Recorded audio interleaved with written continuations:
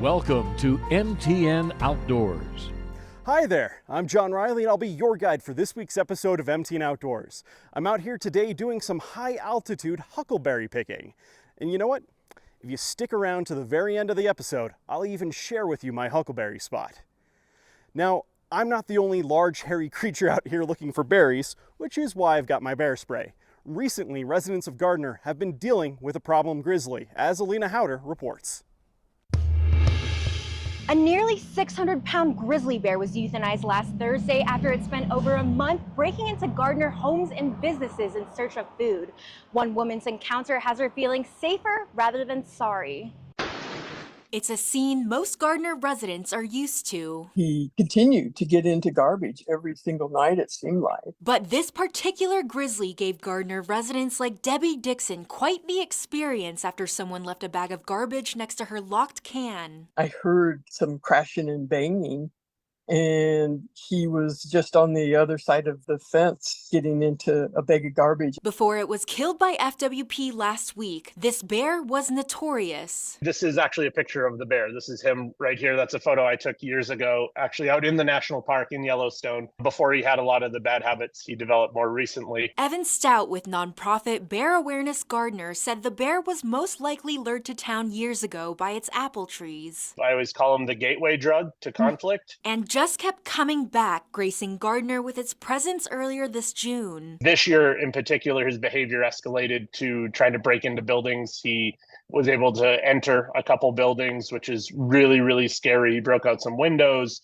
He attempted to enter a few others and was stopped. It's why Bear Awareness Gardner uses preventative measures like picking up apples during the season to prevent conflicts like this from happening. Part of our program, getting those cans out for free or at a discounted price for businesses is what we're really, really working on right now. Giving the town of Gardner a bear-sized buzz as it paraded through town. If a bear finds some pizza crust and half of a hamburger and some old French fries or something, collectively, that's more calories than he would find in weeks up in the natural landscape. To know that they're coming right by your house, and to know that really with a grizzly bear that large, everything is vulnerable. In Billings, Alina Howder, MTN News.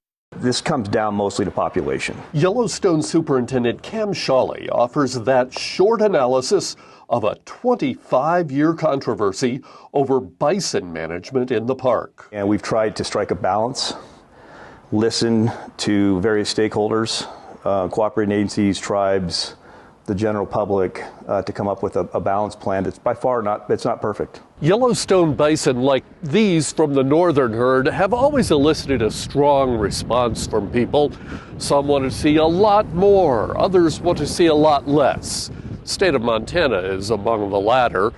It has almost always advocated for fewer bison. People remember the 2022-23 season. We had almost 4,000 bison out of the park. We had to capture almost 1,000 and hold them for almost 2 months to prevent a massive starvation situation, which no one wants. That season, the herd dropped from about 5,900 animals to around 3,700 in just a matter of months. If we had only 3,000 bison, as the state has requested in the population, and we had another migration out like that, then what? But Montana Governor Greg Gianforte says he has legitimate concerns about the bison population and claims that the Park Service is refusing to listen. He says in a letter to Interior Secretary Deb Haaland that Montana was shut out of the conversation. He wrote, "The NPS did not solicit meaningful input from or collaboration with my administration." Shawley maintains that's not what's happening. I offered for the state to present its own alternative that we would include in the analysis. That didn't happen. Gianforte concluded his letter by saying there's a new day in the West and closed with an ominous note, writing, states like Montana will now show up prepared for marginalized participation, short-changed processes, dishonest brokerage, and ultimately litigation. So it's pretty easy just to come out against everything. It's another thing to come up with solutions to managing the species successfully. In Yellowstone National Park, John Shearer, MTN News. Oh!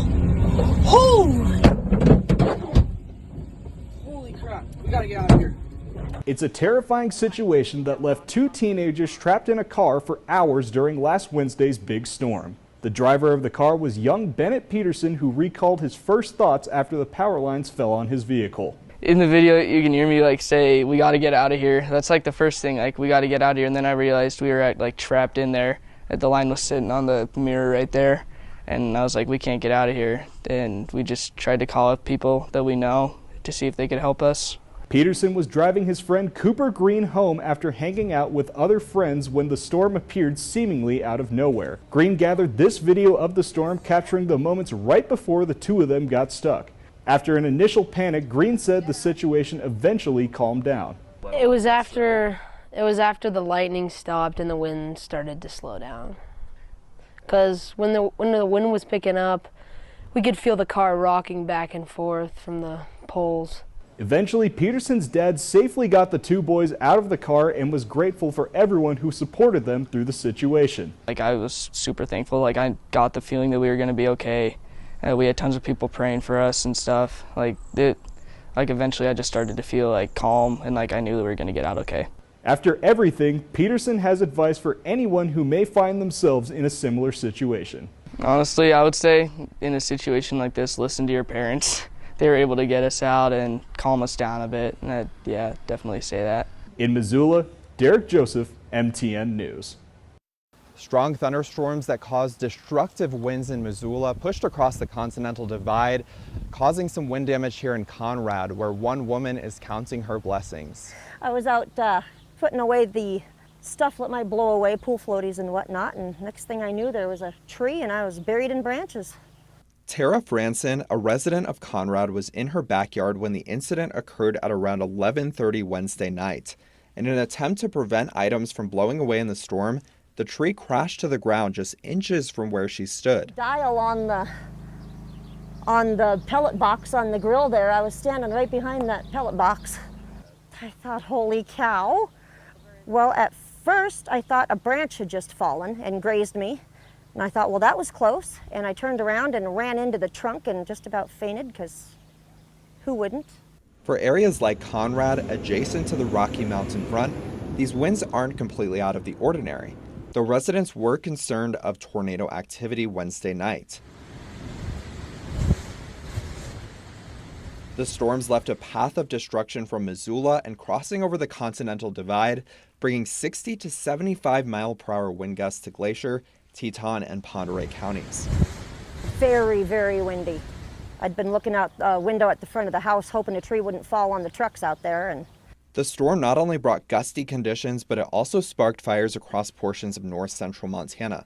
Despite the chaos, Tara remains thankful for her narrow escape. Very lucky. We don't have any power right now, but a freezer full of food isn't worth much compared to being here. In Conrad, Eric Johnston, MTN News. There aren't many people who call Reed Point, Montana home. Welcome to Reed Point, little town of Reed Point, 3 blocks long, 3 blocks wide. But what the community lacks for in numbers, it makes up for in big personalities. I prefer to be out by myself more.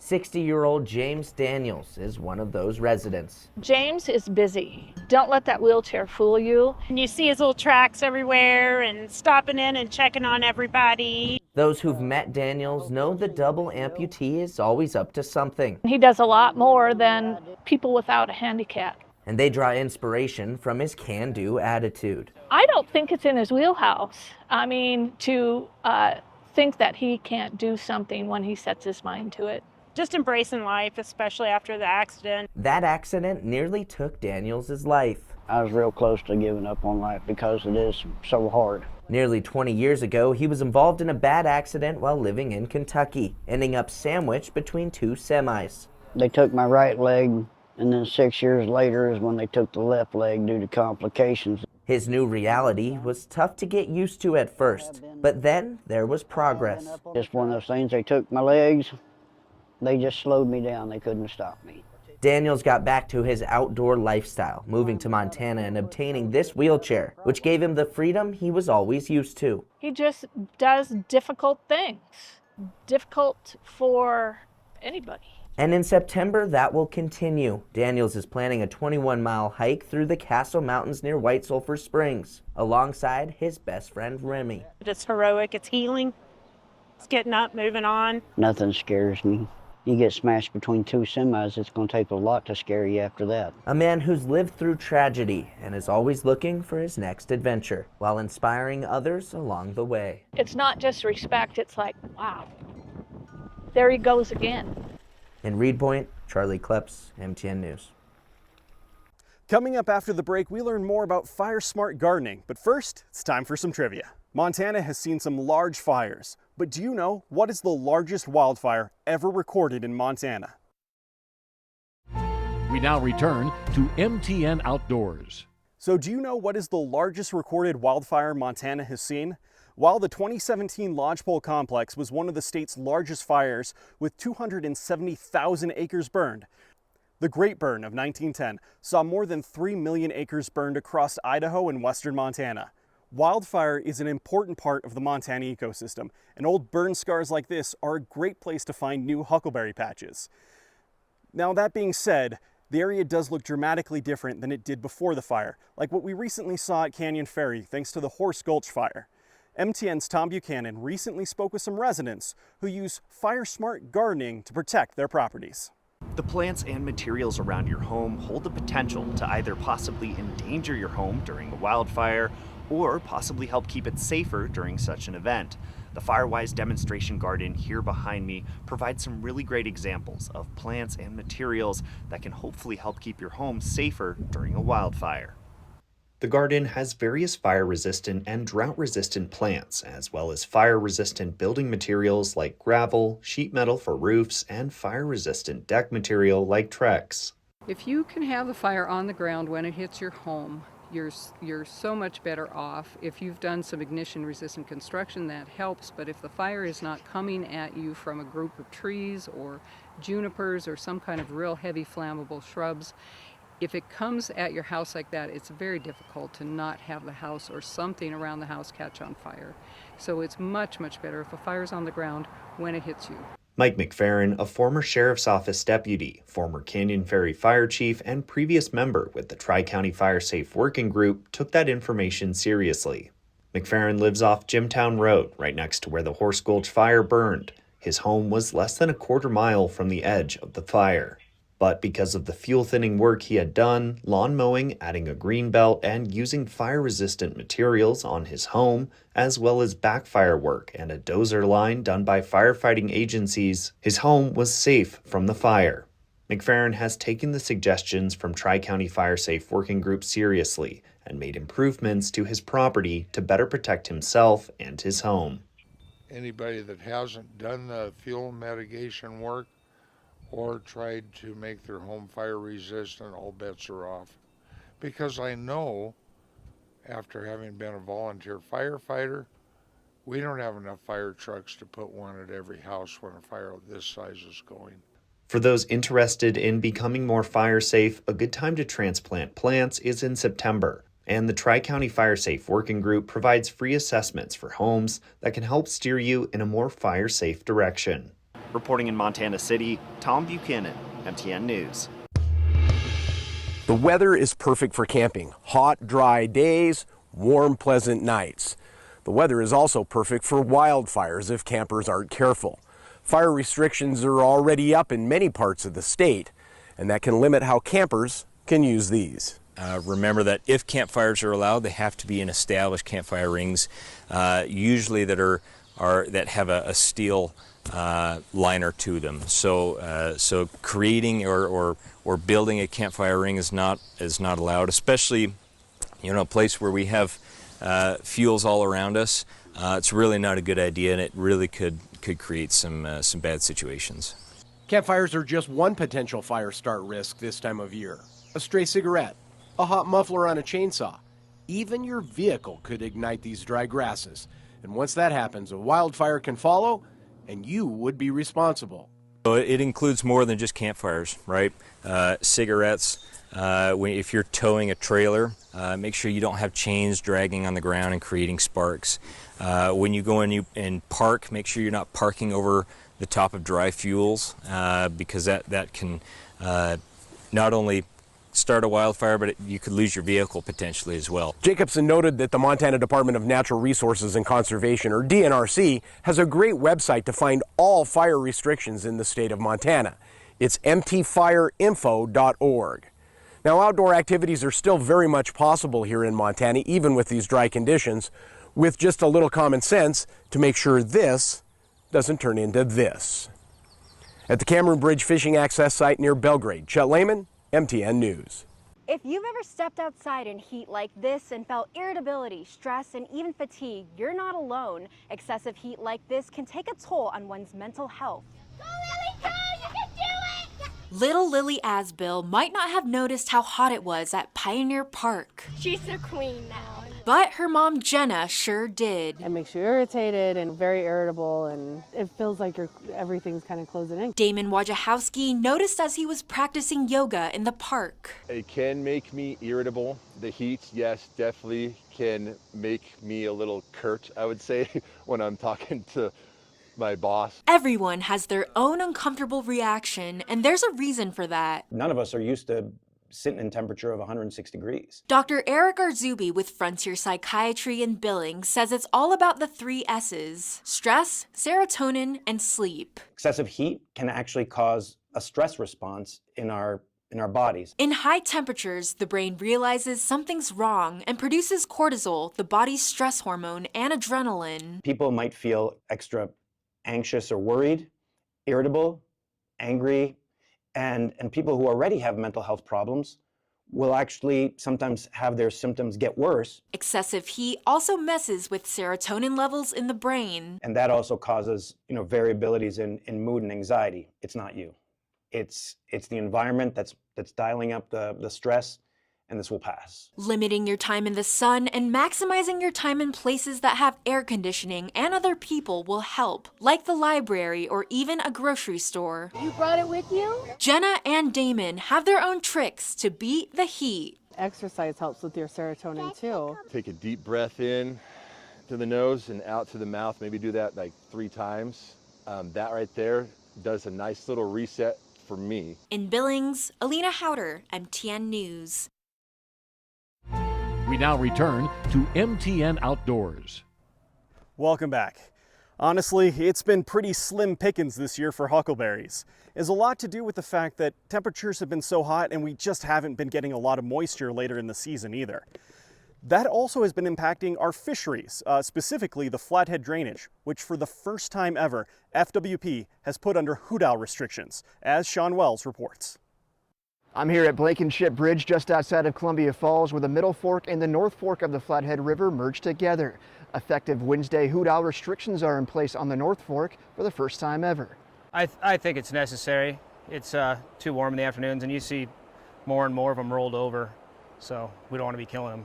Brock Sampson works as a fishing guide for Wild River Adventures, offering trips on the Middle and North Fork of the Flathead River. He says his team has taken a proactive approach and have been going out early on the river before the water gets too warm. Try to get an early start in the middle of the summer like this, just so we're done and off by about noon. Sampson agrees with FWP's decision to implement hoot-owl restrictions in the best interest of protecting fish. Yeah, absolutely. Absolutely. Seems to prove worthy in other places when they've done it, so. The restrictions run the full length in both sides of the North Fork from the U.S.-Canadian border to the confluence with the Middle Fork Flathead River near Blankenship Bridge. Glacier Guides and Montana Raft Company owner Denny Janou says they will be moving most of their fishing guides over to the Middle Fork. Right now we're trying to stay away from the North Fork, and trips that we have move to the Middle Fork, and we'll see how August progress. The long-range forecast is for hot and dry, but, we're along the Continental Divide and things can change rapidly. Janou says Glacier National Park and surrounding areas have seen a change in climate in recent years, which could make hoot-owl restrictions more common in the near future. We're getting less water later in the season, and that water has been warming. So, the writing has been on the wall, and we expect that unfortunately, that this is something which may happen again. In West Glacier, Sean Wells, MTN News. Hi everybody, Scott Breen here at Riverside Park on the banks of the Yellowstone River, where you'll find everything from boating to fishing to walking your dogs, but it doesn't stop there. That's the mark of a national champion shooter, and this is where she practices, inside this rustic building not far from the riverbank. You cock it, and then it's loaded, and it's ready to go. Taylor Slider recently won the Daisy National BB Gun Championship in Arkansas, and she broke a national record for the standing position. Taylor came within an eyelash of setting the aggregate national record,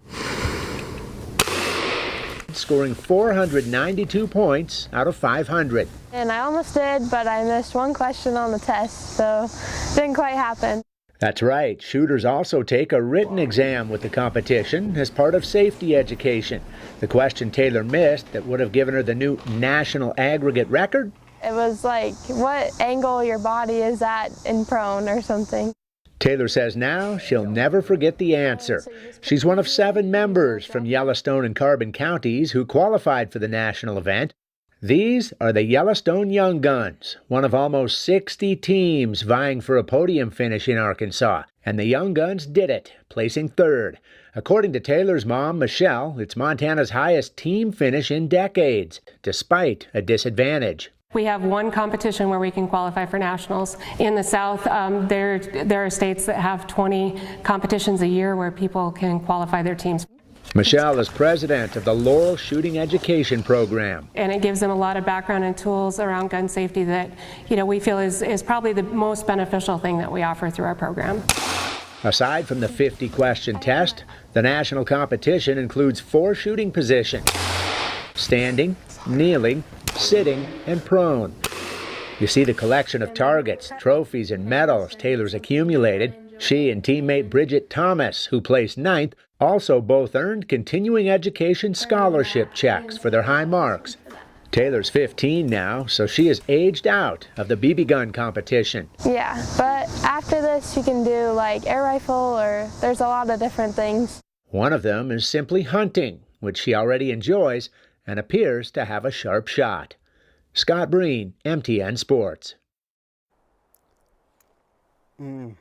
I'll be honest. Huckleberries are one of my favorite things in the world.